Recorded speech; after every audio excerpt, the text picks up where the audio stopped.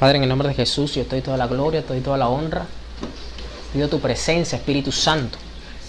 Pido que tú puedas ministrar a tu iglesia, que tú puedas traer vida en abundancia a tus hijos, que sus corazones puedan arder por tu palabra, Señor. Porque tu palabra, Jesús, en tu palabra está esparcida tu voluntad, en tu palabra está esparcida tu carácter, en tu palabra estás esparcido, Señor, para que te hallemos, para que nos sumerjamos en ella, Jesús. Padre, que tú puedas quitar de nosotros toda frialdad, toda apatía, toda tibieza, Señor. Nosotros renunciamos, Jesús, a ser personas, Dios, de doble ánimo, Señor. Padre, que podamos estar fundamentados en tu roca, que es tu Hijo amado Jesús. Que podamos ser asidos, Señor, que podamos aferrarnos a su pecho cada día más. Y que entendamos que toda circunstancia que nos toque atravesar, Jesús, viene con el único objetivo, Señor, de acercarnos más a ti, Señor. De conocerte cada día más, Jesús. Gracias, Señor. Amén. Bueno, Dios nos viene enseñando lo que es la fe. Yo he sido, en lo particular, en lo personal, he sido muy edificado, he sido muy bendecido. Porque algo que he entendido es que para uno poder seguir aprendiendo, aunque uno esté en posiciones de liderazgo, indistintamente de la que sea, uno nunca puede dejar de perder la actitud de discípulo. Porque un discípulo siempre está aprendiendo. Un discípulo siempre tiene la disposición de crecer a través del aprendizaje de su maestro. Entonces, siempre debemos ser discípulos de Jesús. Nunca debemos dejar perder esa actitud, porque esa es nuestra garantía de crecimiento. Nunca vamos a alcanzar la meta completa y absoluta de conocerle aquí en esta tierra, porque somos seres finitos, somos seres limitados por causa del pecado. Somos seres que estamos en una condición en desventaja, y que por la gracia y por la ayuda del Espíritu Santo es que podemos acercarnos al trono, es que podemos conocerle como es Él. Por lo tanto, nunca perdamos, amada iglesia, la actitud de discípulo. Un discípulo siempre está aprendiendo, pero el que se cree ya profesor, el que se cree maestro, el que se cree que ya no tiene más nada que aprender, se estanca. Por eso, aunque Dios lo lleve a usted lejos, aunque Dios lo ponga a usted en eminencia, aunque Dios lo exalte y lo ponga en lugares de liderazgo, nunca pierda la capacidad de aprender de Jesús. Siempre manténgase a los pies del Maestro como María. Nunca asuma la posición de Marta. Manténgase como María, aprendiendo a los pies del Maestro, a sus pies, deleitándose con Él. Que ese sea siempre su mayor meta. Su mayor meta no es solamente predicar el Evangelio. Ese es uno de sus deberes. Pero su meta es adorarle a Él, es deleitarse en su presencia. Su meta es parecerse a Cristo. Amén. Quiero que vayamos a Génesis 12. Mejor, vamos a Génesis 11, un capítulo más atrás. Versículo 27, porque vamos a seguir. Este mensaje se llama Fe de Patriarcas, porque Dios nos va a enseñar a través de Abraham, Isaac y de Jacob cómo aplicar la fe, cómo aprender de la fe. Y hoy toca al primero de los patriarcas. Yo de verdad no me sorprendo nunca, porque uno puede decir, bueno, pero es que ya se ha dicho tanto de un tema que uno dice, pero ¿qué tanto uno puede decir sobre un tema? Pero cuando uno viene a la fuente inagotable del Espíritu, cuando uno viene a esa fuente que nos ilumina, que nos trae la revelación y el entendimiento de su palabra, siempre vas a sacarle de esa fuente, porque esa fuente es inagotable. Lo que pasa es que cuando venimos en nuestro entendimiento, cuando venimos en nuestra capacidad intelectual, cuando venimos con nuestra teología, ahí la cosa empieza a cambiar. Y yo no tengo nada en contra de la teología no es mala. De por sí yo considero que todos los creyentes, todos los que son verdaderamente hijos de Dios, son teólogos en potencia. Porque la teología se basa en el estudio de Dios, en conocer a Dios. Entonces usted conoce a Dios. Entonces usted es un teólogo en potencia. Así que yo no tengo nada en contra de ella. Génesis 11:27 nos enseña algo interesante. Estos son los descendientes de Terach, el padre de Abraham. Si usted no sabía cómo se llamaba el padre, aquí está. Se llamaba Terach. Padre de Abraham, porque todavía no es Abraham, de Nahor y de Harán. O sea, Abraham tuvo dos hermanos más. Harán fue el padre de Lot. Aquí está el que era el papá de Lot, el sobrino de Abraham. Harán murió primero que su padre. O sea, lamentablemente, pues, su hermano murió primero. Terak en Ur de Babilonia. O sea, Abraham es autóctono o es originario de Babilonia, una de las naciones más paganas, corruptas, idólatras de la época. Si usted llegó a preguntar de qué parte era, de dónde salió Abraham, de dónde apareció en escena, pues Abraham venía de una cultura bastante idolátrica, como típico de las costumbres de la época, de las demás culturas. Abraham y Nahor se casaron. Abraham con Sarai y Nahor con Milca, que era hija de Harán. Harán fue el padre de Milca e Isca. Sarai era estéril y no podía tener hijos. O sea, desde su juventud ya Abraham sabía el problema que traía Sara. O sea, el problema de Sara no era solamente porque se le había cesado la costumbre, como nos lo refleja más adelante la Biblia, sino ya de una vez aquí desde los inicios de Abraham, desde que se casó con Sara, que no sabemos cuántos años tenía, pero nos da a entender que tenían ya años casados, Abraham ya sabía la condición de Sara. O sea, que no le era extraño la condición. Terah tomó a su hijo Abraham, su nieto Lot, hijo de Harán, su nuera Sarai, su esposa de su hijo Abraham, y salieron de Ur de Babilonia hacia Canaán. Fueron de Guatemala para Guatepeor. Porque los cananeos eran una cultura, aparte idolátrica, eran una cultura violenta, hostil, anárquica, que de por sí, bíblicamente, se le asocia con una potestad, la potestad de los cananeos. Eso lo vemos en Habacuc. Era una potestad destructiva. Los cananeos también eran unos que fueron usados por el enemigo para oprimir a Israel. Le daba la espalda a Dios, que venían los juicios de Dios. No solo los filisteos, lo que pasa es que los filisteos son los más famosos, son como los archienemigos, vamos a decirlo así, pero también los cananeos estuvieron presentes un tiempo.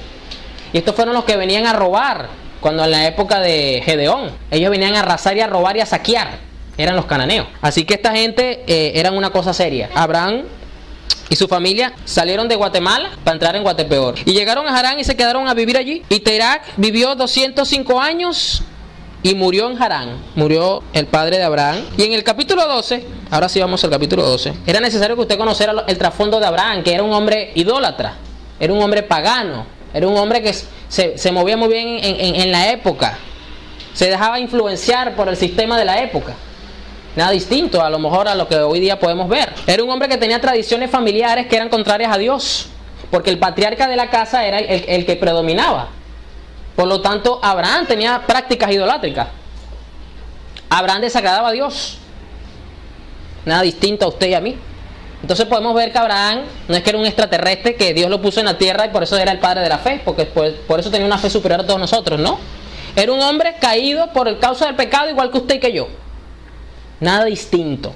Tenía tradiciones familiares contrarias a Dios. A lo mejor usted tuvo que bregar con tradiciones familiares que le hicieron ganarse la enemistad de algunos de sus familiares. Eso es muy típico. Los familiares se ofenden cuando a veces uno no quiere compartir con ellos, cuando uno sabe que ellos ofenden a Dios con ciertas tradiciones y uno ya no quiere compartir con ellos este tipo de cosas. Por lo tanto, Abraham pasó por esto. Y en el capítulo 12, versículo 1, el Señor se le aparece a Abraham. Es interesante porque para ser una persona idolátrica, una persona pagana, no le extrañó que tuviese algún tipo de manifestación con un Dios sobrenatural, porque estas culturas son culturas espirituales en el sentido de que adoran a seres extraños, a falsos dioses, pero tienden a lo espiritual. Y el Señor le dice a Abraham: deja tu país, tu gente y la familia de tu papá, y ve a una tierra que yo te mostraré. Es interesante lo que Dios le dice a Abraham, porque Dios lo estaba erradicando, lo estaba sacando de su entorno espiritual. Eso fue lo primero que Dios hizo para poder convertir a Abraham en un hombre de fe. Sacarlo de su entorno, de eso que lo influenciaba, de eso que lo alimentaba, que lo mantenía en un círculo. Y por eso Dios tuvo que darle una orden bastante drástica y radical. O sea, te vas a salir no solo de tu familia, te vas a salir de tu casa, te vas a salir de tu país. Te vas. Sales completamente de toda esta cultura. Y eso fue lo que hizo Dios con nosotros. Dios nos sacó del reino de las tinieblas y nos trasladó al reino de su Hijo admirable en Cristo Jesús. Nos trajo a la luz. O sea, hubo un cambio drástico. Por eso que renacemos, somos regenerados en el Espíritu, por causa del Espíritu. Porque es por el Espíritu que nacemos de nuevo, dijo Jesús en Juan. A veces no entendemos la forma y la manera que Dios usa. Por eso que Jesús dijo: usted puede ver el viento, pero no sabe ni a dónde va ni a dónde viene. Así mismo son los que son nacidos por el Espíritu. No podemos entender muchas veces lo que Dios hace. Por eso que uno a veces se sorprende en la forma y la manera en que alguien se convierte a Cristo. Que eso son cosas poderosas de los testimonios, que a veces me gusta escuchar porque uno se impacta, uno se sorprende, a uno se le quiebra la cabeza. Dice, qué tremendo, mira cómo este hombre o esta mujer se convirtió a Cristo. Uno piensa, no, imposible, de ahí no sale vivo. Y Dios se la ingenia y de ahí sale algo glorioso. Esto es una capacidad que solamente produce el Espíritu. Y entonces Dios deja tu país, tu gente y la familia de tu papá. Era una orden física, era una orden espiritual. Tú tienes que dejar todo lo que aprendiste. Amado, tienes que dejar todo lo que aprendiste. No podemos caminar en la fe de Dios o en este lineamiento de la justificación de la vida en la fe si no dejamos a un lado, porque muchas veces lo que inclusive hemos aprendido es un estorbo. Y el versículo 2 dice, te convertiré en una gran nación y te bendeciré. A todos nos gusta este famoso verso, bastante, que lo he visto yo por cadenas de WhatsApp y los hermanos, amén, aleluya, gloria a Dios. Nos fascinan las promesas de Dios, nos gustan las bendiciones de Dios, que no hay nada de malo que no le guste, claro que le siga gustando, no hay ningún problema con eso. Te haré famoso, a todo el mundo se le infla el pecho como una paloma. Voy a ser famoso, Dios me dijo que iba a ser famoso. Y haré que seas una bendición para otros. Yo daré mi bendición a quienes te bendigan, maldeciré a quienes te maldigan, y todas las familias de la tierra serán benditas en ti. Señores, esto es una señora promesa, ¿yo? Esto es una promesa inigualable. Esto es una promesa de bendición única en la Biblia para Dios, para un hombre pagano. Recuerde, venía con el paganismo, venía con la idolatría, venía con esta cultura babilónica cananea. Era una joya. Abraham no hizo nada para toparse con Dios, Dios lo hizo todo. Igualmente hizo usted. Usted era reacio a Dios porque su naturaleza pecaminosa era contraria a Dios. Y Dios vino a usted y lo sacó de las tinieblas. Pero esta promesa fue en parte lo que motivó a Abraham a obedecer a Dios. ¿Quién no se va a sentir motivado así con semejante promesa? Deja tu país y tu gente y la familia. O sea, esta promesa estaba condicionada. Esto no se va a cumplir si primero no me obedeces. Y ese es el problema con los creyentes, amados. Que quieren que la promesa se cumpla, pero no quieren obedecer a los principios y los parámetros bíblicos. Así no opera Dios. Porque cuando tú obedeces, tú te estás sometiendo a la regeneración del espíritu en tu vida, a ser una nueva persona. No hay bendición si no hay obediencia, amado. Y ese es el problema a lo mejor del por qué muchas promesas que Dios te ha dado a ti en el tiempo no se cumplen. O no han llegado a su completo cumplimiento. A lo mejor se ha cumplido en un porcentaje, pero tú quieres que se cumpla al 100%. Esta es la razón. ¿Qué Dios te dijo a ti que tenías que dejar y no lo has hecho? Dios le dijo a Abraham, deja tu casa, deja tu país, deja tu gente, deja tu familia, deja todo. Y Abraham hizo caso. Ahora yo pregunto, ¿qué ser no le gusta estar con la familia? Pregunto. Oye, tiene que ser una familia demasiado mala como para que tú digas, no, yo no quiero saber nada de mi familia. O sea, tiene que pasar circunstancias, no una, varias, demasiado grandes como para que tú tomes esa resolución en tu vida y tú digas, bueno, si fuera por mí me quito la sangre, me quito el apellido, me quito el nombre, me quito todo. Me muero por ustedes. Normalmente somos gente de familia porque Dios nos creó en un entorno de familia. Dios creó la familia, Dios es un Dios de familia. Entonces usted siempre tiende a la familia. Así que no cree usted que Abraham se le hizo fácil. Pero Abraham hizo caso. Abraham obedeció. Sigamos leyendo. Versículo 4. Entonces Abraham se fue tal como el Señor le dijo. Ay, pero aquí hay un detalle. Y Lot se fue con él. Amado, yo quiero que tú entiendas que a medida de que tú vas perfeccionando tu obediencia en Cristo, tú vas cambiando. Tu perfeccionamiento pasa por la razón de que tú tienes que ir mejorando tu obediencia a Dios. Cuando tú mejoras, perfeccionas tu obediencia, la fe que tienes va a ir mejorando y acrecentándose. Dios fue claro con Abraham. Le dijo, deja tu país, deja tu familia y sal. Pero aquí dice que se fue con Lot. Porque le dio cosita, porque oye, se le murió el papá, mi hermano, oye, a lo mejor Abraham y el papá de Lot eran causa, pues eran patas. Eran panas, eran curruñas, eran hermanos, pues obviamente, pero eran más que hermanos, eran amigos, para arriba y para abajo. A lo mejor el hermano de Lot fue el padrino de la boda de Abraham con Sara y viceversa. Abraham, ¿dónde estás? Y cuando a Abraham se le escapaba a Sara, voy a llamar al hermano, ¿para dónde está metido? Es que me bloqueó en todas las redes, no lo veo, ¿dónde está metido? No, está aquí conmigo, tranquila Sara, relájate. No estamos haciendo nada malo, vamos bien. Ok. Y así que por lo tanto yo creo que la muerte del hermano de Abraham pegó duro en la familia. No se esperaban esa muerte tan prematura. Y por lo tanto Abraham sintió carga por su sobrino Lot. Aparte de que sabía que no iba a poder tener hijos, entonces a lo mejor lo adoptó como un hijo. Y por esa razón a lo mejor él decidió llevárselo. Él quiso ser habilidoso con Dios. Él quiso buscarle lagunas a la ley de Dios. Bueno, como yo lo adopté como mi hijo, entonces yo me lo puedo llevar. Porque Dios me dijo que saliera yo los míos. Entonces él no es mi sobrino, él es mi hijo. Así que usted se viene conmigo. Miren, no hay persona más habilidosa para buscarle vueltas a la ley de Dios que los evangélicos, ¿yo? Para justificar lo que su corazón desea, están mandados. Ahí sí son teólogos. No, porque es que la Biblia dice, el verso dice tal cosa y entonces antes dijo esto y entonces por aquí dice eso y aquí dice lo otro. Ahí sí son teólogos los evangélicos, ¿eh? Ah, a conveniencia. Así sí son. Abraham tenía 75 años cuando se fue de Harán. Abraham se llevó a su esposa Sarai, a su sobrino Lot. Mira que la Biblia no le dice hijo, le dice sobrino. Porque es que eso es lo que era. Y todas sus posesiones y esclavos, lo que había conseguido en Harán. Se fueron y llegaron a la tierra de Canaán. Abraham viajó por esa tierra hacia el santuario de Siquén y fue hasta el gran árbol de Moré. En aquel tiempo los cananeos estaban en esa tierra. Y el Señor se le apareció y le dijo, les daré esta tierra a tus descendientes. Abraham construyó ahí un altar al Señor que se le había aparecido. Qué curioso que el Señor se le aparece y lo segundo que le dice es, le voy a dar toda esta tierra a tus descendientes. ¿Y es que acaso Dios no sabía que Sara no puede tener hijos, pues? ¿O es que en este punto a lo mejor Abraham creyó que entonces iba a bendecir a Lot y entonces los hijos de Lot eran los que lo iban a heredar? Siempre suele suceder que cuando estamos en el Señor es típico que Dios nos hable y apenas nos lanza una pieza del rompecabezas. Y creemos a veces que esa pieza del rompecabezas es todo el panorama. No, amado, no es todo el panorama. Es una parte del panorama. Es una pieza más que usted debe atesorar y que usted va a colocar en un momento determinado para poder ver el panorama completo. Como estos rompecabezas que son de 5.000 piezas, 10.000 piezas. Entonces, imposible que tú puedas apreciar la imagen del rompecabezas con una sola pieza. Imposible. Y eso nos suele pasar a nosotros los creyentes. Que porque Dios nos habla una vez, creemos que ya eso es todo el panorama. No, Señor. Pero lo interesante de esto es que dice que Abraham construyó ahí un altar al Señor que se le había aparecido. Amado, a medida que tú vas perfeccionando tu obediencia, tu fe te va a llevar a un mayor conocimiento de Jesús, de Dios. Y eso va a hacer que tu devoción por Él se incremente de verdad. Por eso que no hay adoración, no hay devoción más alta, más pura, más sublime que Dios le gusta que aquella que viene de un corazón que es obediente. Esa es la verdadera adoración que a Dios le agrada. Y esto lo hace solamente esta fe.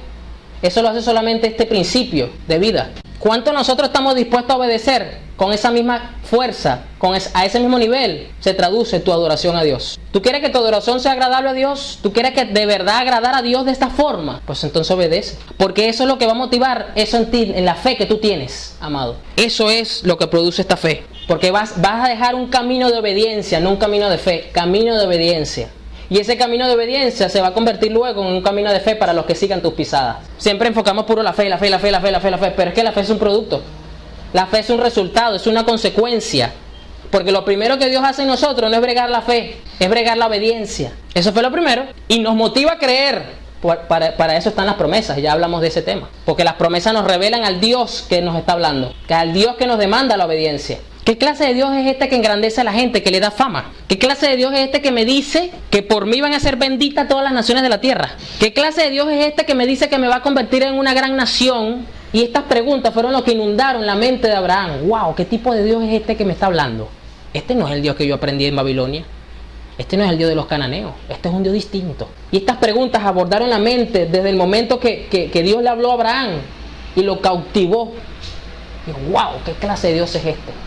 Yo no sé, yo todavía no conozco bien este Dios, pero a mí siento que tengo que obedecer. Me conviene obedecerle a este Dios, no al de los babilonios, no al de la tradición de mi papá, no al de los cananeos, no a lo mejor al Dios de Sara, porque la Biblia que no habla, pero Sara era otra pagana más. ¿Quién sabe qué tipo de Dios, de culto tenía? Y Abraham dijo, no, yo tengo que obedecerle a este Dios. Este Dios, no sé, este Dios es distinto. Este Dios es, yo no lo había conocido. Por lo tanto, yo voy a obedecer. Yo le voy a hacer caso. Pero como me da lástima a mi sobrino, yo me lo voy a llevar. Típico, ¿verdad? Uno siempre le quiere añadir a las palabras de Dios. Típico. Pues este Dios, esta fe, este Dios que él estaba conociendo, le hizo levantar un altar. No fue con los sacerdotes babilónicos y cananeos. Él le levantó ahí su propio altar. Y quiero que tú entiendas que el altar es lo más sagrado que tú tienes, amado. Y no estoy hablando de un altar físico, porque no somos espiritistas, no somos brujos. No estoy hablando de eso. Estamos hablando que ese altar eres tú mismo, amado. Fíjate que aquí dice que él se fue para el gran árbol de Moré, dice esta versión, el versículo 6. ¿Y qué dice el Salmo? Que el que habita bajo la sombra del Altísimo morará. Este árbol era una tipología del altar que había en su corazón, de la relación que ahora él estaba teniendo. Era distinto. Y Abraham le construyó ahí un altar al Señor que se le había aparecido. Hubo una vez, en estos días, alguien que escuché que estaba hablando con otra persona y le hizo este comentario: lo que pasa es que a mí Dios no me habla. Y yo le dije a esta persona: dígale que mandó a decir el pastor que si quiere que Dios le hable, que habla la Biblia. Y te puedo asegurar que Dios le va a hablar. Dígale, póngala así, mandó a decir el pastor, así tal cual, que si quiere que Dios le hable, que abra la Biblia. Amado, estamos nosotros apreciando lo que tenemos, lo que usted tiene, sea en digital, en físico, como usted lo quiera tener. Eso que usted tiene entre sus manos es suficiente para que usted levante a Dios un altar. Esas promesas que están ahí, que son invaluables, que son más de 3000 promesas a disposición de nosotros, te revela el Dios que te la da y te motiva a obedecerle. Porque si tú lees la Biblia y sigues igual o peor en desobediencia, entonces tú no estás leyendo la Biblia. Porque el Dios de la Biblia te enseña a obedecer, porque ese es el fin. Luego se trasladó de un lugar a otro hasta que llegó a la región montañosa al oriente de Betel. Se trasladó de un lugar a otro. O sea, Abraham siguió moviéndose, porque recuerden que Dios le dijo: te voy a llevar a una tierra que yo te voy a mostrar. O sea, no le dijo para dónde. Por lo tanto, Abraham tenía que seguir moviéndose, no se podía quedar estático.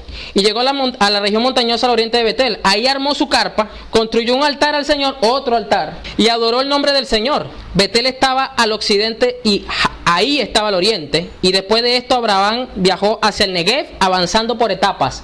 Amado, tú tienes que avanzar por etapas en tu obediencia a Dios. Tú no te puedes quedar siempre con el mismo nivel de obediencia. Si tú quieres crecer espiritualmente, tú tienes que avanzar por etapas. Tú tienes que ir creciendo. Pastor, ¿y cómo yo crezco espiritualmente? Aumenta tu obediencia a Dios. Así vas a crecer espiritualmente. Y vas a crecer a la imagen de Cristo, porque recordemos que la palabra dice que Él tuvo que, por lo que padeció, aprendió obediencia, dice Hebreos, hablando de Jesús. Por lo que padeció, aprendió obediencia. O sea, como hijo en la carne, como humano. Por lo que padeció, aprendió obediencia. O sea, que Cristo fue por etapas, subiendo su obediencia hasta el perfeccionamiento al 100%. ¿Y usted cree que Dios entonces no te va a tratar igual? Pregunto. Te voy a decir una cosa: muchas veces las circunstancias vienen a tu vida es para que tú regreses a la senda de la obediencia. Por eso es que usted debe alegrarse cuando tiene un problema. Bueno, la palabra lo dice: regocijaos, gozaos cuando os halláis en diversas pruebas. La Biblia lo dice, no estoy inventando nada. Estoy citando lo que la Biblia dice. No dice ponte a llorar. No dice reniega. No dice reprenda al diablo. No, eso es lo que le gusta a los cristianos. Yo reprendo al diablo. No, ¿que está reprendiendo al diablo qué? La Biblia dice regocijaos. Gózate cuando os halléis en diversas pruebas. Porque la prueba perfecciona tu fe. Y si perfecciona la fe es porque te está haciendo obedecer. Te está llevando a una nueva etapa. Te está haciendo avanzar a la tierra que Dios te dijo que te iba a dar. ¿Cuál es esa tierra? No lo sé, tú lo debes saber. Hay alguna promesa a lo mejor que es la que ha marcado tu vida y la que la ha delineado y la que te está llevando y es tu brújula en esta vida. No sé qué te prometió Dios. Pero si tú lo quieres ver, tienes que avanzar por etapas. Pero si tú tienes 5, 10, 15, 20 años, no sé, el tiempo que tú tengas en Cristo con el mismo nivel de obediencia, preocúpate, porque eso no es lo que Dios quiere. Aquí dice que Abraham avanzó, iba avanzando por etapas. Tú necesitas avanzar por etapas, amado. Necesitas aumentar tu obediencia. ¿Quieres ver estas promesas gloriosas que Dios te dio? Obedece. Entonces, pastor, ¿qué me está diciendo? ¿Que no me tengo que enfocar en la fe? No, te tienes que enfocar en la obediencia. Porque si te enfocas en la obediencia, eso es matemática espiritual. Así como 2 más 2 igual a 4. Bueno, cuando usted se aboca a la obediencia, tu fe sin darte cuenta va a ir creciendo. No te vas a dar cuenta. Versículo 10. Hubo un tiempo de sequía y escasez de comida en la tierra. Mira, para que yo vea que la tierra viene padeciendo de hambre y de escasez, no de ahorita, de hace por 200 milenios para atrás. Porque estamos hablando que según lo más estudioso, Abraham vivió 5000 años antes de Cristo. Eche usted cálculo, más o menos, eso es lo que dicen. Antes de Cristo, súmenle de los 2000 y pico que tenemos después. Por allá abajo ya se veía hambre, así que eso no es nuevo, la hambre y las situaciones en el mundo. Así que Abraham se fue a vivir un tiempo a Egipto porque la hambruna era muy fuerte, dice esta versión. O sea que a lo mejor lo que está viendo Venezuela, lo que se vive en África, eso es nada. Porque si la Biblia dice que había una hambruna fuerte, mire, eso no había ni siquiera un perro que comiese yo, lo más seguro.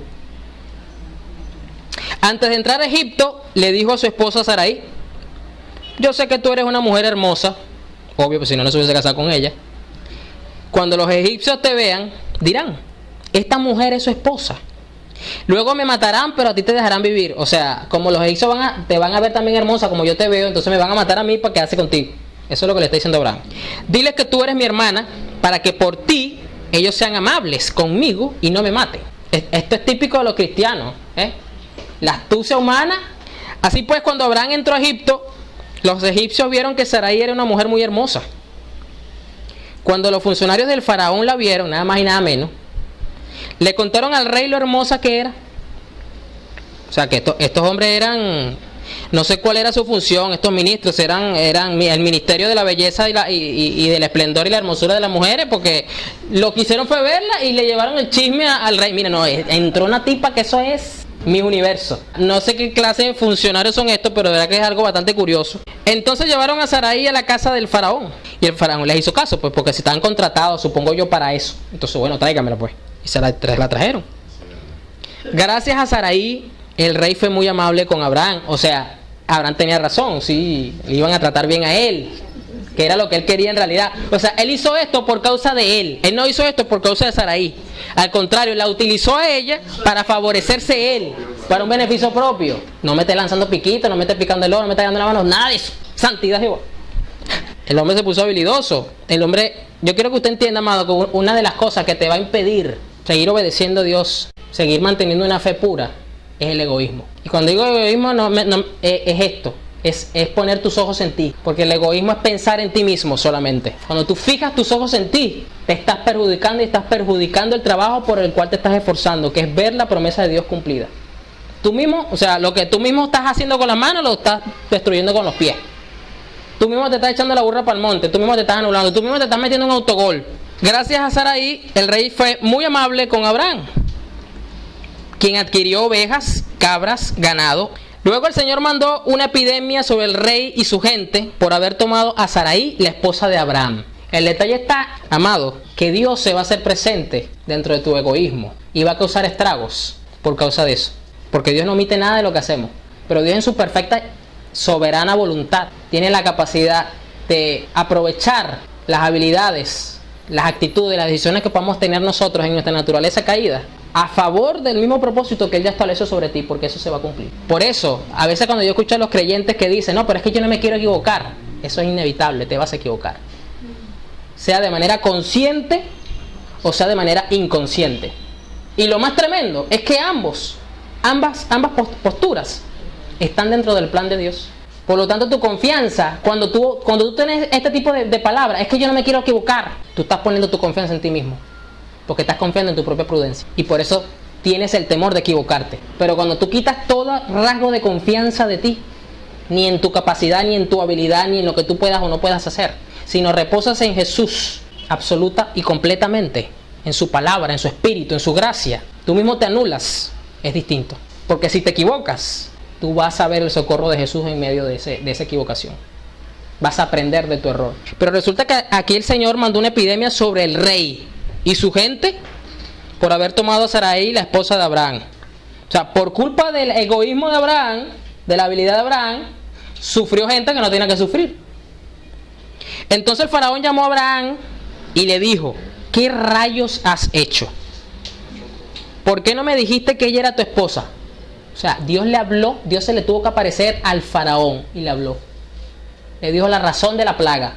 Mira, vino esta plaga porque esta que tú tomaste para ti, esa es una mujer ya comprometida, esa es la esposa de Abraham, ellos no son hermanos. Así que Dios no es alcahueta tuyo, ¿viste? Dios no es alcahueta tuyo, para que lo sepas. Si Dios te tiene que echar grama, te va a echar grama. Porque Dios no tiene compromiso con tu naturaleza, Dios tiene compromisos con su naturaleza. Y si tu naturaleza se opone o es estorbo, Dios la corrige, porque ese es el fin, porque estamos siendo formados a la imagen del varón perfecto. ¿Por qué me dijiste ella es mi hermana? Mira, el faraón tuvo que confrontar a Abraham para que yo me casara con ella. Ahora aquí está tu esposa, tómala y vete. Te vas de Egipto, fuera. Y eso es lo que Dios quiere, que salgas de Egipto. Tienes que quitar toda actitud mundana de tu vida. Todo compromiso, todo coqueteo con el mundo tiene que salir de tu vida. No lo digo yo, lo dice la Biblia. Y esto yo lo he dicho bastante. El problema de los cristianos modernos es o son legalistas religiosos o son mundanos libertinos. Y los dos extremos son desaprobados por Dios, amado. Pecado no es lo que digo yo, el pecado no es lo que dice fulano, sutanejo. Pecado es lo que Dios dice que es pecado. Entonces el rey dio órdenes con respecto a Abraham. A él, su esposa y sus posesiones lo dejaron seguir su camino. Tuvo que seguir avanzando, amado. Tú no te puedes parar. Tú no te puedes parar. A alguien le dijeron esta semana, usted no se puede parar. Usted tiene que seguir.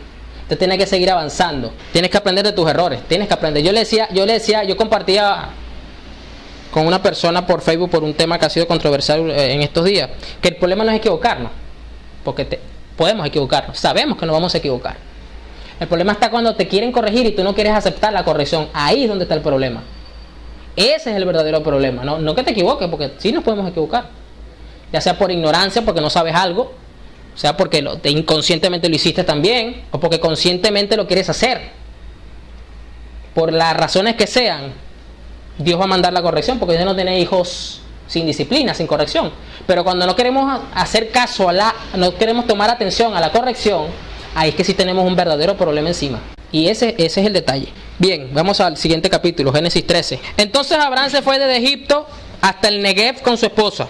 Siguieron caminando y llegaron de Egipto al Negev, con todas sus posesiones y con Lot. Ahora Abraham era muy rico, tenía ganado, oro y plata. Viajó desde el Negev hasta Betel, en donde antes había puesto su campamento entre Betel y Jaí. Regresó al Betel, el mismo sitio donde había puesto el altar. Allí Abraham adoró al Señor. ¿Te das cuenta que todo lo que Dios desea cuando nos corrige es que regresemos a Él? Que regresemos a la devoción pura, a la adoración pura de nuestra vida. En este caso, el problema de Abraham fue egoísmo. O sea, el egoísmo lo llevó a tener miedo. Pero cuando tú confías plenamente en Jesús, el miedo no va a tocar tu puerta. Por lo tanto, en esas condiciones él no podía seguir adorando a Dios. Y Dios lo tuvo que disciplinar, lo tuvo que corregir para que cuando llegase a Betel otra vez, él pudiese adorar a Dios, como a Dios le agrada. Con Lot, que estaba viajando en compañía de Abraham, había rebaño, ganado, familia y siervos. O sea, Lot también se enchufó y su familia se expandió, fue creciendo y ya tenía mucho. Y la tierra donde estaban no podía sustentarlos porque ellos tenían demasiadas posesiones. O sea, entre los dos tenían mucho ganado, muchos siervos, con sierva, la familia de los siervos. O sea, necesitaban espacio. Y ya no podían vivir juntos, porque los que cuidaban el ganado de Abraham peleaban con los que cuidaban el ganado de Lot. Además, los cananeos y los fereceos también vivían en esas tierras. O sea, eran 4 tipos de familias distintas viviendo en un sector. Y entre los 4, la tierra ya no daba abasto. Era un problema logístico. Era un problema que ya le estaba causando interno a Abraham.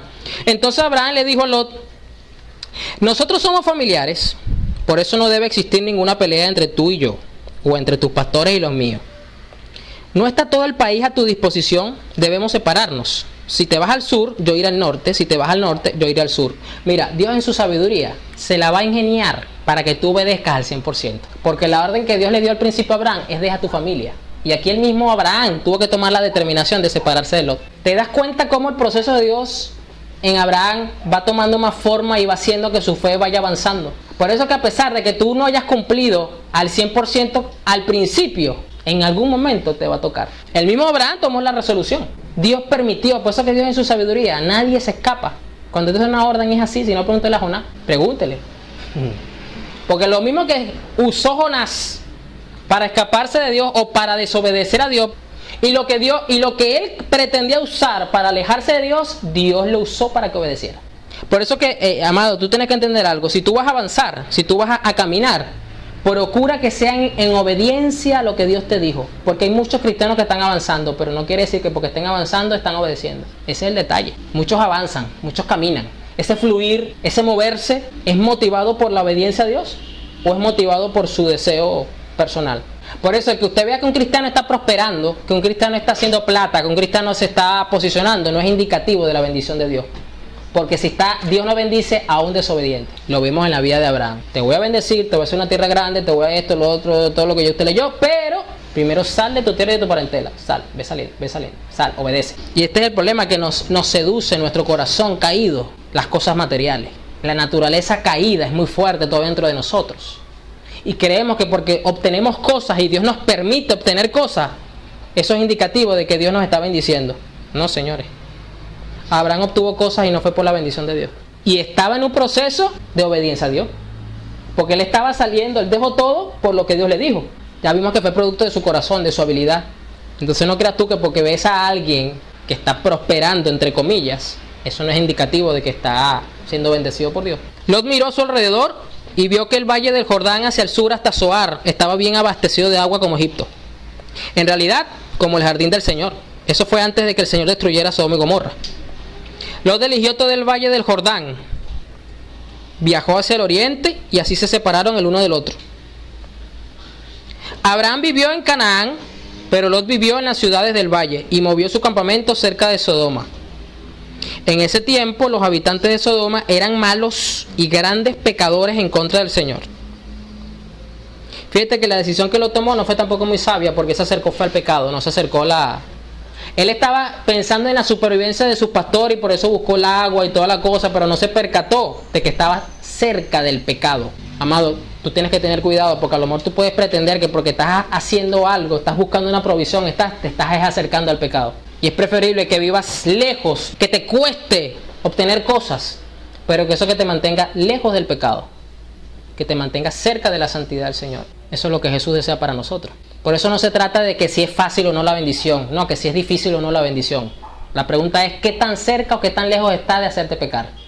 Esa es la pregunta que te tienes que hacer. ¿Afecta tu relación con Dios? No te bendice, porque no hay nada que se iguale. Yo le decía a una persona, bueno, al grupo que vino el martes en el estudio, hablando de Jesús, que Jesús dijo que si tu ojo te hace ocasión de pecar, o si una pierna, algo de tu cuerpo te hace, quítatelo. Porque es preferible que vaya al reino de los cielos mocho o tuerto con ojo a que vaya al infierno completo. Obvio, Jesús está usando una alegoría muy simbólica, algo bastante extremista para que la gente pudiera entender su enseñanza. Y yo le decía al grupo que si el cuerpo de nosotros que es más importante que un carro, que una casa, porque vamos a hablar claro. A ti te pueden decir, mira, te voy a dar una mansión en Beverly Hills, pero me tienes que dejar que te corte un dedo. Usted va a decir que no. Porque el cuerpo suyo, su dedo, no se compara con una mansión en Beverly Hills. O sea, el valor del cuerpo humano está por encima de todos los bienes materiales que tenemos en este mundo. Y Jesús está usando esto. O sea, si para ti que es tu cuerpo, que tú lo cuidas, tú no te expones al peligro, porque sabes que es importante cuidar tu salud. Y yo te estoy diciendo que si alguno de esos miembros te es ocasión de pecar, te lo quitas porque te aleja de la salvación y te incita al pecado, porque es preferible que entres así al cielo. ¿Cuánto más yo le decía al grupo que venía? Tenemos que dejar cosas materiales, porque nos afectan nuestra vida espiritual, nos afectan nuestra comunión y nuestra adoración con Dios. Yo le decía, poniéndole el ejemplo del trabajo, ¿de qué te vale a ti tener un trabajo que te da $5,000, $10,000 de sueldo, te deja todo cansado y no te permite orar a Dios, no te permite leer la Biblia, caes como un muerto cuando llegas a tu casa? Entonces, el supuesto beneficio que estás recibiendo en realidad es una maldición para ti. Yo le decía, entonces es preferible ganar sueldo mínimo y poderte dedicar a tu Señor como tú sabes que lo tienes que hacer, en devoción. Es 1000 veces mejor. Y esto fue el principio que Lot no vio. Lot dio fue el principio material. No, mira, tengo reservas de agua, este espacio es fabuloso. No, chico, esto es espectacular. Yo no le voy a decir nada a mi tío, porque esto es el medio que escogiera. Esto es de Dios. Porque así se pone un evangelio. No, eso es de Dios, ¿verdad?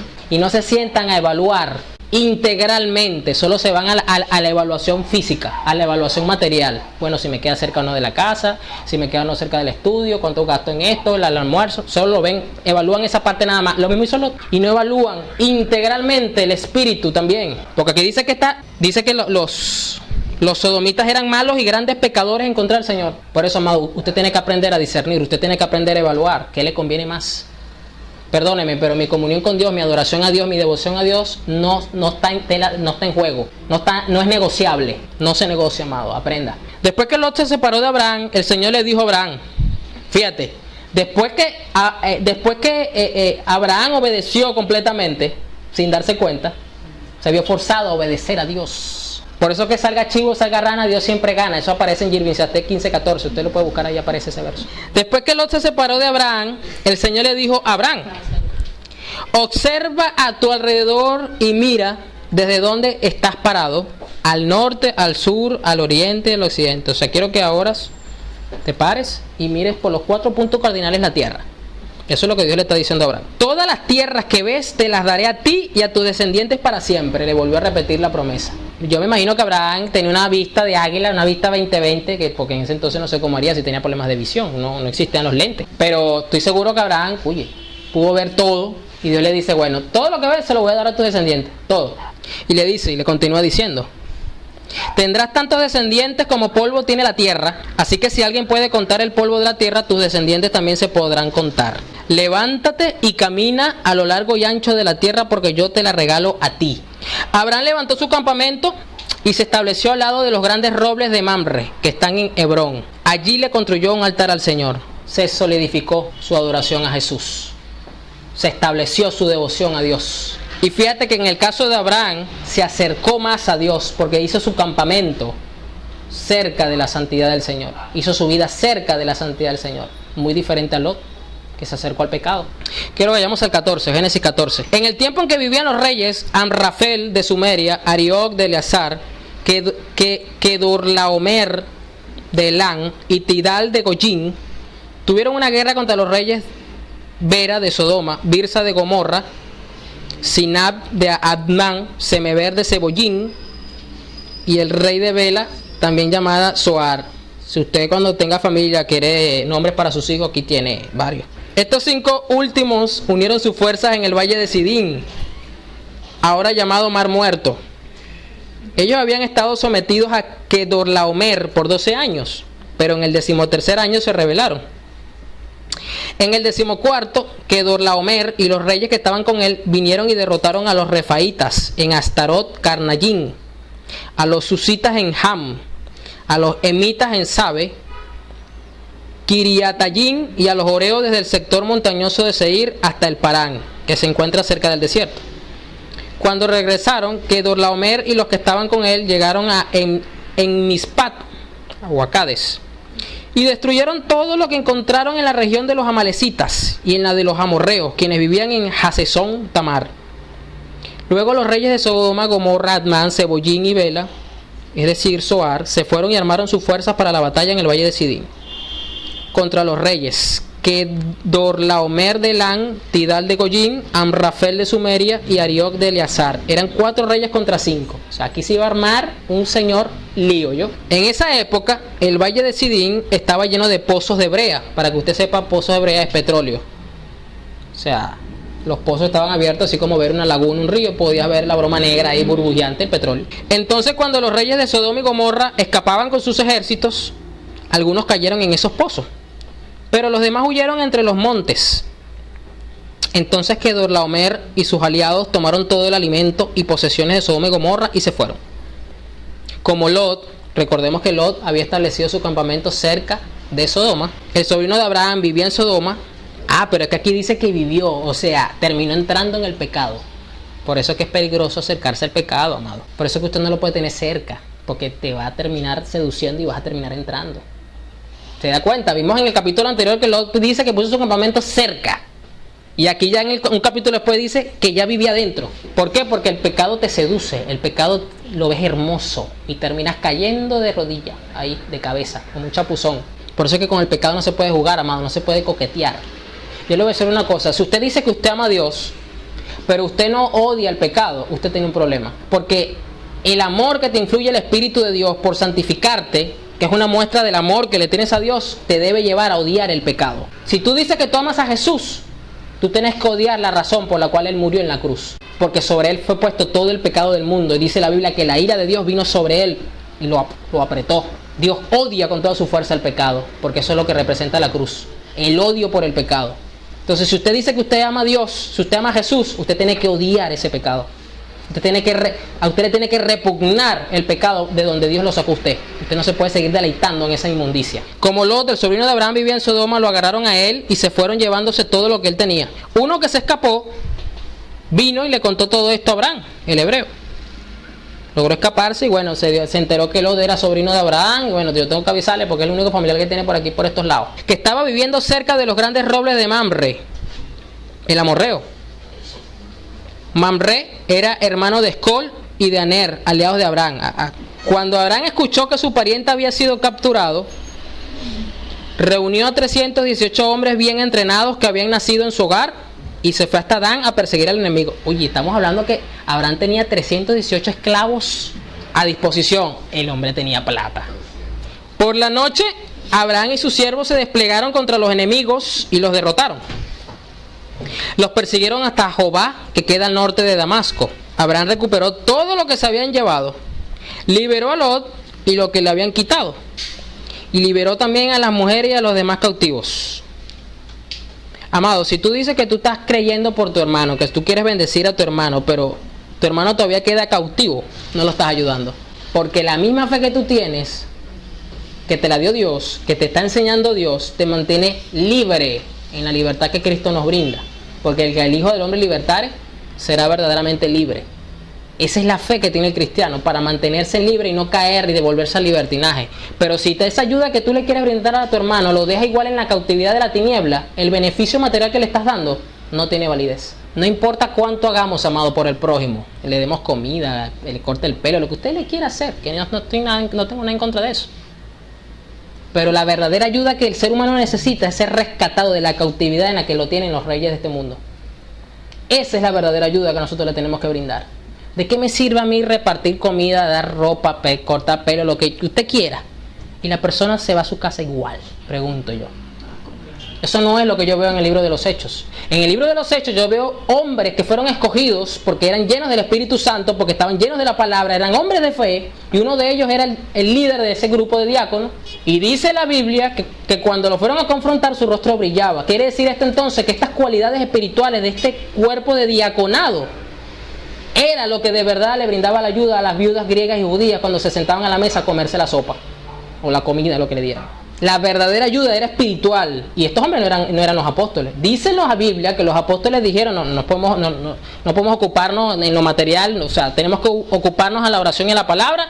Le dijo los apóstoles, le dijeron a la congregación: escojan entre ustedes hombres. No los escogieron los apóstoles, búsquenlos y nos los presentan. Y dice que cogieron 7. Y entre ellos resaltó Esteban, que era el líder de los diáconos.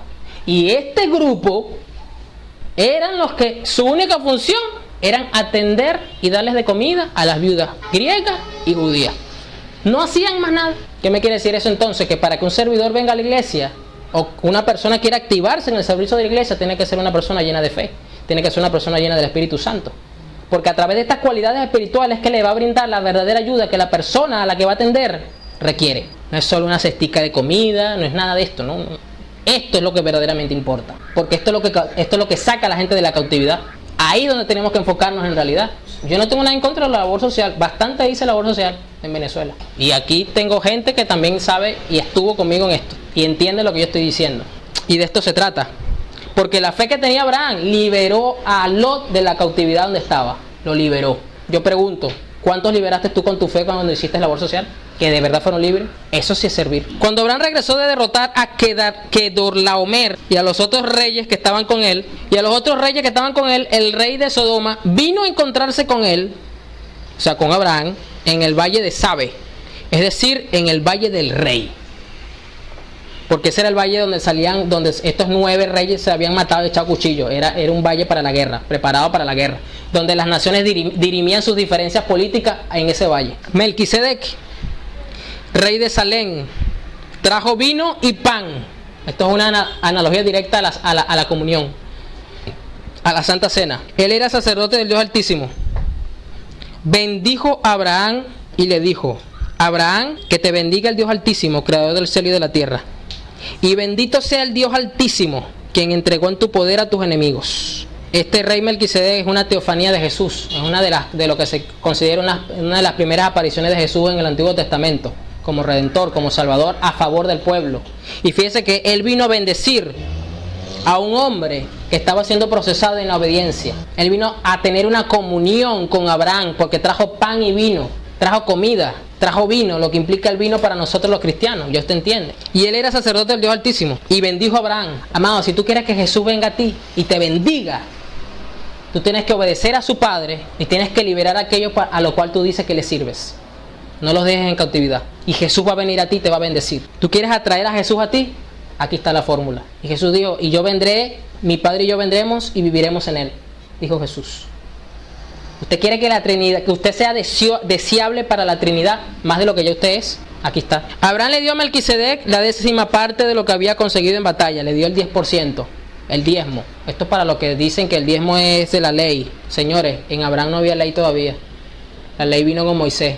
Siglos después vino la ley. Porque Dios le dijo a Abraham que sus descendientes iban a ser cautivos por una tierra, Egipto, y que Dios los iba a librar con brazos fuertes. O sea, Abraham sabía lo que iba a pasar con su gente. Dios se lo dijo. Por lo tanto, aquí no había ley. Y Abraham, en obediencia, le dio el 10% a Melquisedec, a Jesús. Entonces, explíqueme usted cómo entonces aquellos que profesan solamente que en el Nuevo Testamento no se puede dar diezmo. La ley lo que hizo fue reconocer el diezmo. Y Jesús en Mateo 23:23, si usted lo quiere leer, lo busca luego, regañando a los fariseos como cosa rara, hizo una mención al diezmo. Y en vez de aprovechar el momento para anularlo, porque tenía la potestad para hacerlo, él dijo, es necesario hacer esto sin dejar de hacer lo otro. Hablando de que había que ayudar a la familia y esto, que los fariseos decían que no te puedo dar porque ya yo se lo di a Dios. Y el mismo Jesús le dice, mire, un principio no invalida el otro, un principio no contradice al otro. Así que ustedes podían hacer las dos cosas. Entonces, si ese fue el único momento donde Jesús hizo mención del diezmo, no lo anuló, no lo reformó, sino que dijo, es necesario hacer esto sin dejar de hacer lo otro. Ya aduce que la práctica todavía estaba vigente. Pero predomina la generosidad que nos enseña la gracia de Jesús. Que no es solamente una obligación, o sea, no tenemos que dar por obligación, sino tenemos que dar por generosidad en abundancia. Ese es el principio de la gracia, en la cual ahora la iglesia está crecida. Entonces Abraham le dio a Melquisedec la 10ª parte de lo que había conseguido en batalla. Y luego el rey de Sodoma le dijo a Abraham, dame la gente que se llevó el enemigo y quédate tú con todas las posesiones. Entonces Abraham le dijo al rey de Sodoma, yo he jurado al Señor nuestro Dios, creador del cielo y de la tierra, que no tomaré ni un hilo del cordón de una sandalia tuya para que no puedas decir, he hecho rico Abraham. Solo tomaré a los hombres con quienes vine y lo que ellos ya se comieron. En cuanto a Ner, Escol y Namre, que tomen su parte. Por eso les digo, amados, que aquí lo más importante cuando servimos a la gente es que la gente sea libre, de verdad. Por eso es que los apóstoles le dijeron al cojo de la hermosa, yo no tengo oro para darte, no tengo ni oro ni plata, pero de lo que yo te tengo, yo te voy a dar. Levántate. Ellos estaban sirviendo al hombre de la hermosa. Fueron sinceros, yo no tengo nada que darte ahorita. O sea, de verdad, no te doy porque no tengo. En pocas palabras es lo que le están diciendo. O sea, si hubiesen tenido, le dan. Y aparte lo sano. Que esa es la verdadera bendición. Y fíjate tú que el cojo de la hermosa no le importó que no le dieron. Dice la Biblia que saltó dando gritos y entró al templo danzando y glorificando a Dios. Entonces nuestro verdadero servicio, amado, debe ser enfocarnos en esto, en sacar a la gente de la cautividad. Si usted le puede dar, yo le digo, dele. Si no tiene, no se afane, sea sincero, mira, no te puedo dar. Vamos al 15. Y fíjese que después de todo esto, Dios se le volvió a aparecer a Abraham. Versículo 1. Después de esto, el Señor se le apareció a Abraham en una visión y le dijo, Abraham, no te asustes, yo soy tu protector. Tu recompensa será muy grande. Claro, estaba asustado porque se fue a la guerra contra un poco de reyes. Ahora usted entiende el por qué Dios le dio esta palabra. Pero Abraham le dijo, oh Señor Dios, ¿qué me vas a dar? Esta es la pregunta que le gusta a todos los evangélicos hoy día. ¿Qué me vas a dar? Yo ni siquiera tengo hijos. Y el heredero de todo lo mío es Eliezer de Damasco. Primera vez desde que Dios se le aparece que le habla Dios a Abraham de descendientes, que Abraham le responde conforme a lo que Dios le dice. Es primera vez. O sea, explícame. Ya entendí que tú no lo ves como mi hijo, como yo sí lo veo. Ya yo sé que tú lo ves como lo que es, pues, mi sobrino. Así que lo que tengo en la mano es un ciervito. Y el heredero de todo lo mío es Eliezer de Damasco. Luego Abraham dijo, no me ha dado hijos. Por lo tanto, será un esclavo nacido en mi casa quien herede mis posesiones. Y la palabra del Señor vino a él diciendo, él no será tu heredero, tu propio hijo te heredará. Luego Dios llevó a Abraham afuera y le dijo, mira bien el cielo, hay muchas estrellas, pero no las puedes contar ahora. Y siguió diciendo, pues bien, así ocurrirá con tus descendientes. Amado, la fe de patriarca, esta obediencia que Dios nos está demandando, nos hace entrar en la atmósfera y en la dimensión del entendimiento del Espíritu de Dios y no del de nosotros. Por eso que la Biblia dice que cosas que ojo no vio, ni oído yo, ni ha subido a corazón de hombre son las que Dios tiene preparadas para los que le aman. O sea, solamente los que aman a Dios de verdad pueden entrar en una dimensión de cosas inimaginables, incomprendidas por el ojo humano. Pero eso solamente es una promesa para aquellos que aman de verdad a Dios. ¿Y cómo tú demuestras que amas a Dios? Si me amáis, guardad mis mandamientos. Es decir, tú no puedes guardar los mandamientos si no los obedeces. Es decir, tú demuestras que amas a Dios porque tú obedeces a Dios. Entonces, si tú estás en esta línea de la obediencia de patriarca, entonces tú vas a poder accesar a una dimensión donde vas a poder tener un entendimiento más amplio de los planes que Dios tiene para ti. Y esto es lo que Dios le estaba diciendo a Abraham. Por eso que fue simbólico, muy profético, cuando Dios le dice, sal de la carpa y mira las estrellas. Era de noche, evidentemente. ¿Las puedes contar? No, eso es imposible contarlas. Son demasiadas. Bueno, así van a ser tus descendientes. Él entró en esa atmósfera, porque es primera vez. Escuche, primera vez desde que Dios le estaba hablando de hijos, de descendientes, de todo. Y fíjate que ya venimos hablando que le dijo Dios, mira la tierra, todo esto te lo voy a dar y esto va a ser tuyo, tu descendiente. Y es primera vez que la Biblia dice, versículo 6, Abraham le creyó al Señor. Es primera vez que Abraham le había creído al Señor desde que le estaba hablando de esto. Así que no te sientas mal, si a lo mejor Dios te ha dicho cosas que te cuestan creer. No te sientas mal por eso. Le pasó al padre de la fe. No te tienes por qué sentir inferior a Abraham. Suficiente con que te sientas igual que Abraham, porque estás en la misma línea. Porque los que creen por la fe son considerados hijos de Abraham, dice Pablo. Y por eso a lo mejor tú te sientes, oye, pero es que ya Dios cada vez que me habla me dice lo mismo. No te sientas mal por eso. Ya Abraham, Dios le había dicho esto varias veces, pero aquí fue donde se le reveló, donde creyó a Dios. La gente dice que fue porque vino las estrellas, ¿no? Porque recordemos que ya Dios le había dicho, mira, tus descendientes van a ser como el polvo de la arena. O sea, le puso un mismo ejemplo. Lo único que le cambió la cuestión, en vez de mirar para abajo, lo que tenía que mirar para arriba. Arena, polvo de arena, estrellas en el cielo. La misma analogía, no le cambió prácticamente el principio, lo que le cambió fueron los ingredientes. Quien valió su fe como si hubiera realizado algo muy bueno y lo aprobó. Luego le dijo, yo soy el Señor que te sacó de Ur de Babilonia para darte esta tierra como herencia. Le volvió a recordar la primera palabra y todo aquello. Entonces Abraham le dijo, oh Señor Dios, ¿cómo puedo estar seguro de que esta tierra será mía? No se sienta mal si usted siente a lo mejor que necesita una confirmación de parte del Señor. No te sientas mal por eso. Escuchamos bastante decir que pedir confirmación es un acto de incredulidad. El padre de la fe lo pidió. Estaba pidiendo una confirmación. ¿Cómo voy a saber yo que esto va a ser así? ¿Cómo voy a saber yo que esto es verdad, que yo lo voy a recibir? Y acabamos de leer un verso anterior que dice que le creyó a Dios y Dios se lo contó como justicia. Y después viene y sale con esta pregunta. Y él le dijo, consigue para mí una ternera de 3 años de edad, una cabra de 3 años de edad, un carnero de 3 años de edad, una paloma adulta y una paloma joven. Abraham los consiguió y los partió por la mitad.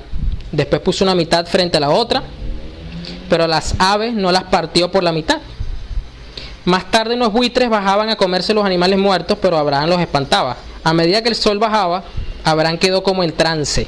Cayó sobre él una profunda y tenebrosa oscuridad. El Señor le dijo, ten por seguro que tus descendientes serán inmigrantes, escuche, en un país al que no pertenecen, serán esclavos de la gente de ese país y serán tratados cruelmente por 400 años. Pero yo juzgaré a esa nación en la que ellos servirán, y después tus descendientes saldrán libres con grandes riquezas. Abraham sabía lo que iba a pasar al pueblo de Israel.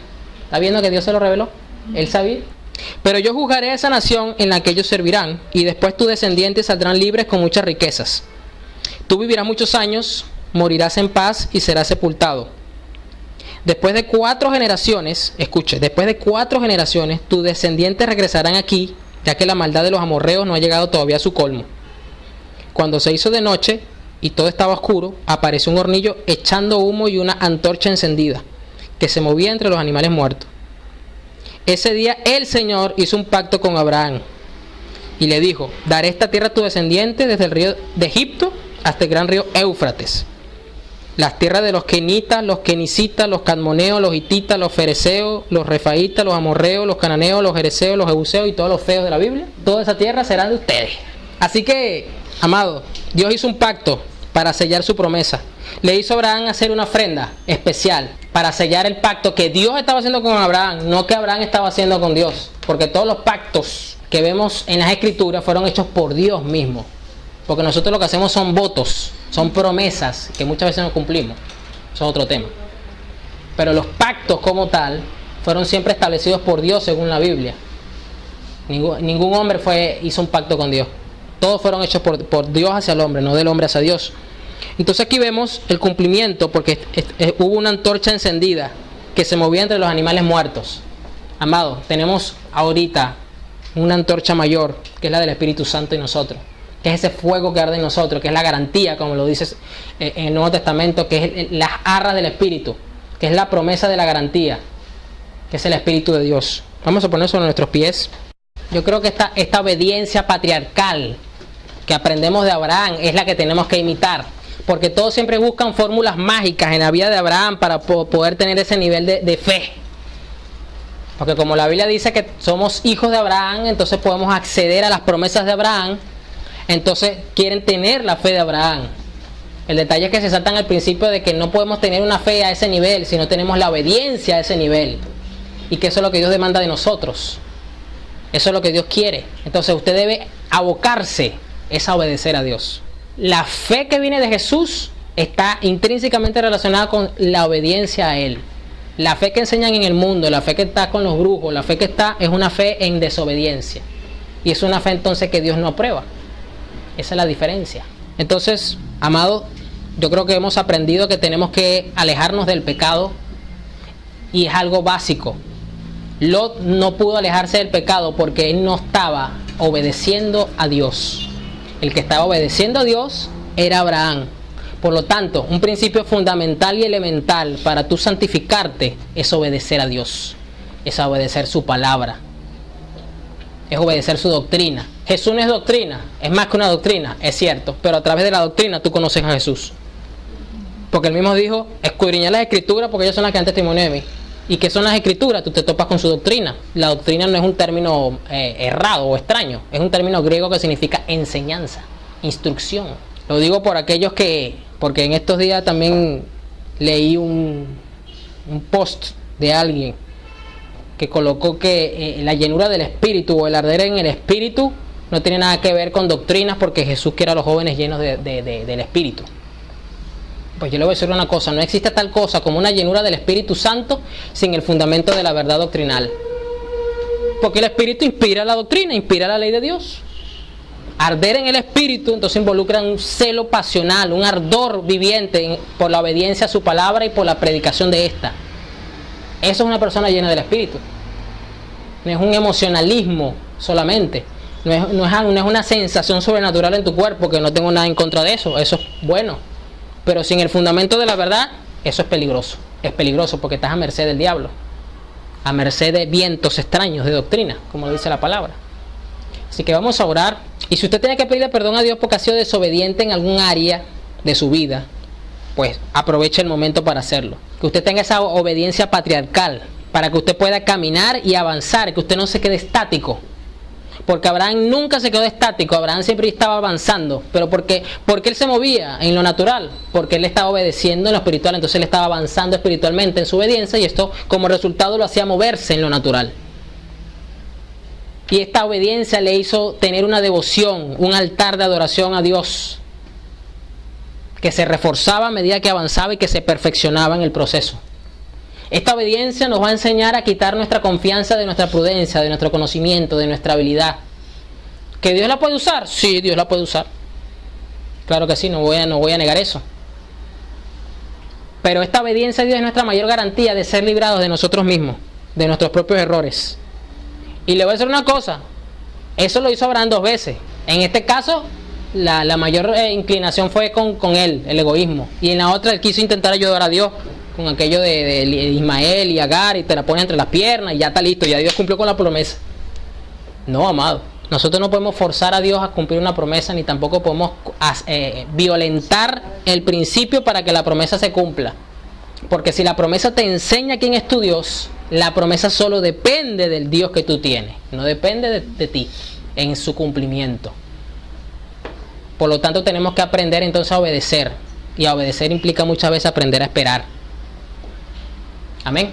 Así que vamos a orar. Padre, en el nombre de Jesús, yo te bendigo, Señor, porque tú nos enseñas cada día a obedecer.